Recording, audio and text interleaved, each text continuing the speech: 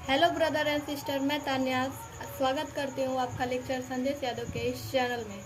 और मैं आज आपको बताने वाली हूँ कक्षा 12वीं का गणित एनसीईआरटी। तो एनसीईआरटी में भी आज आपको बताने वाली हूँ कलन चैप्टर। कलन बताने वाली हूँ। कलन दो प्रकार के होते हैं, यानी एक होता है अवकलन, एक होता है समाकलन और अवकलन चैप्टर सबको बहुत भारी लगता है, बहुत कठिनाई आती है लोगों को लगाने में। तो मैंने सोचा कि अवकलन से ही मैं स्टार्ट करूं, कलन चैप्टर से ही स्टार्ट करूं। और मैं कॉलन चैप्टर में भी पहला अवकलन से स्टार्ट करूंगी। अवकलन आपको सबसे पहले मैं बताऊंगी। और चलिए, अवकलन को जानने के लिए सबसे पहले आपको उसके कुछ फॉर्मूले हैं महत्वपूर्ण, जो अगर आपको अवकलन का फॉर्मूला नहीं पता रहेगा तो आपकी सवालें हल नहीं हो पाएंगी, हल लगाने में बहुत सारी कठिनाइयाँ आएंगी। तो चलिए, मैं उसके कुछ फॉर्मूले बता देती हूँ जिसको आपको जानना बहुत ज़रूरी है। अगर वो जानेंगे तो आपकी हर सवाल कोई दिक्कत नहीं होगी, हर सवाल बहुत आसानी से हल हो जाएगा। तो चलिए, मैं आपको बताती हूँ इसके कुछ फॉर्मूले जो बहुत इम्पोर्टेंट है। ठीक, IMP इम्पोर्टेंट है। ठीक, तो आप इसको सबसे पहले आप अवकलन के फॉर्मूले को जानिए, उसके बाद हम आपको सवाल बताना सिखाएंगे। ठीक है, चलिए, तो मैं अवकलन के फॉर्मूले बताती हूँ। चलिए, क्या है अवकलन? जो dy/dx अगर आपको ज्ञात करना है, यानी dy/dx यानी x के सापेक्ष अगर आप अवकलन कर रहे हैं, तो यानी dy/dx यानी x के घात अगर n रहेगा तो क्या होगा? x के घात n का फॉर्मूला क्या होता है? पहले तो घात हो जाता है, यानी घात में जो है n पहले आ जाएगा, फिर x होगा, फिर n का -1 होगा, यानी घात में से एक घटेगा।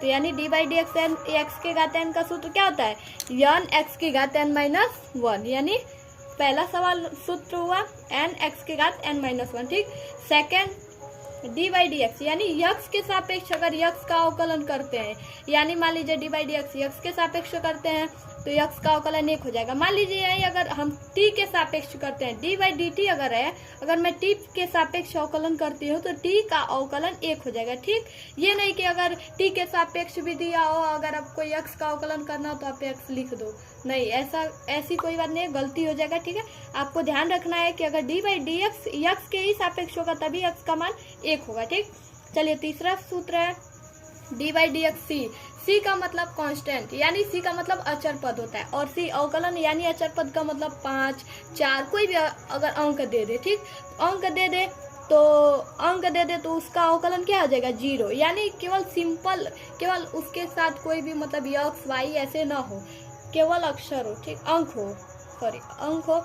फिर चौथा है dy/dx 1/x, यानी 1/x का यानी सूत्र होता है -1/x²। ठीक, dy/dx पांचवा है dy/dx करड़ी में x का अवकलन होता है 1/2 करड़ी में x, यानी 1/2 करड़ी में x। चलिए, छठवां सूत्र है dy/dx e के घात x का फॉर्मूला क्या होता है? e के घात x। जब अवकलन करेंगे e के घात x का तो e के घात x ही होता है। ठीक, सातवां होता है हमारा dy/dx log मॉड में x, यानी मपांक होता है, जो मॉड बोलते हैं, जो ऐसे लकीर है इसको मॉड बोलते हैं, यानी मपांक। log x का अवकलन होता है 1/x।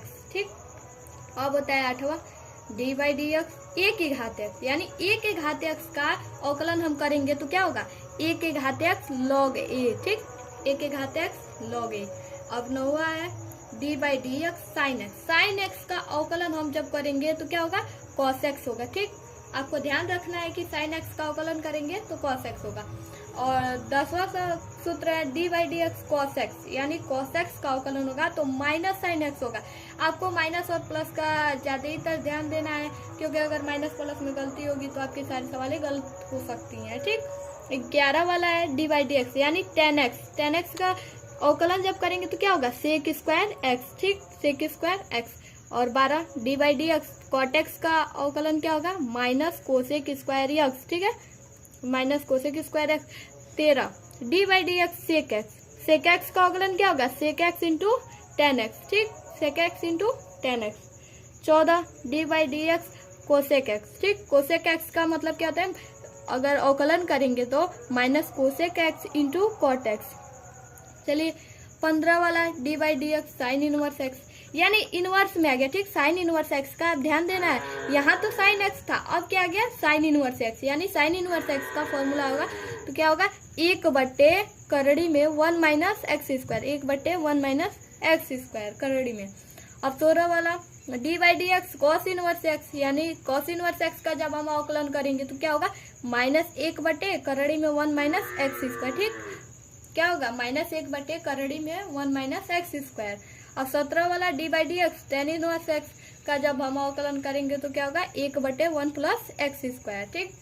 1/1 plus X square. 18 वाला D by D X cot inverse X बराबर -1/1 प्लस एक्स स्क्वायर, ठीक। -1/1 plus X square. 19 D by D X sec inverse X, ठीक। अब क्या आ गया sec inverse X, sec inverse x का अगर हम अवकलन करेंगे तो क्या होगा 1/, या फिर करड़ी में एक्स स्क्वायर -1, ठीक है ना। फिर D by D x cosec inverse x, यानी -1/x करड़ी में एक्स स्क्वायर -1, ठीक। आपको अवकलन के सारे सूत्र हैं, कुछ अवकलन के सूत्र हमने बता दिए हैं और आपको ये जानना जरूरी है। अगर आपको सवाल जानने की मतलब इच्छा है तो आप अच्छे से इसको रिपीट कर लीजिए, अच्छे से याद कर लीजिए, तभी आपके सवाल सही से लग जाएंगे, कोई भी कठिनाई नहीं होगी। और कल न मैं आपको बताना स्टार्ट करूंगी। चलिए तो मैं सब पे एक एक सवाल हम बता दूंगी, ठीक। एक एक सवाल बता दूंगी आपको। अगर वीडियो पसंद आए तो लाइक एंड सब्सक्राइब जरूर करें। धन्यवाद।